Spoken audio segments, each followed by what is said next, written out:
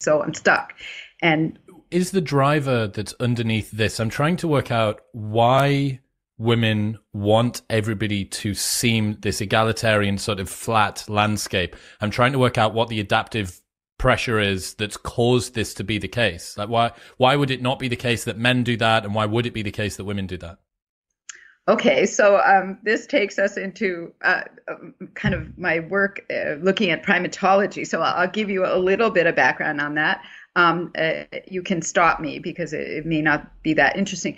But basically, if you look across a lot of primate species, males always are trying to be better than one another because they get more mating success. So whoever's on top gets to mate with the most females, and they leave their genes, and those genes are trying to get to the top. So that's what gets left across primates. There's almost no exceptions to that. I mean, there are very many different kinds of social organizations and so forth, but that's how it goes. For females, it's quite different because there's two societies that cause very different effects in females. In one, you live with your kin for your whole life.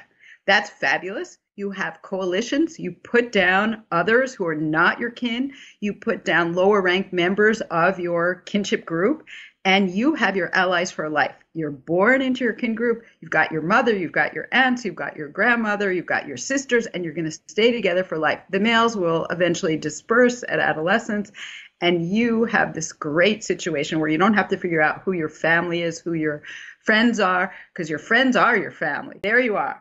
Okay, but there's another group, much smaller, where females disperse at adolescence and the males stay.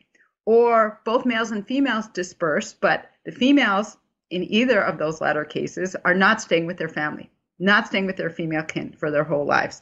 They are, in humans, usually marrying into a husband's family. In most places, or the majority of places in the world, at least some parts of their life, women are spending their time with their husband's family. And there's a lot of going back and forth in humans. But in non-humans, it's very, very common in these groups that a female will join a male, what we call philopatric society, but basically male kin who are staying there their whole lives. Now, who are the other females that are there?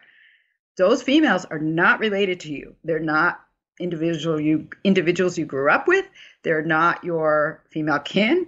They're nobody. They're totally unfamiliar. And they also need the food, and they need the mating partners, and they need their offspring to be taken care of. So what happens in those societies? And what's really interesting is the research has shown very clearly that the females stay away from each other. They're much more individualistic. Maybe after many, many years, they might form a bond and stay close to one another, but they demand equality. There's not a lot of status altercations or fighting. Status accrues over time. You've been there a long time. You're a resident. Okay, so you're ahead of the ones who immigrate more recently. That's it. But generally, everybody stays away from each other if you're female. There's no advantage to fighting one another. You try to get the food on your own in a solitary, safe, and subtle manner.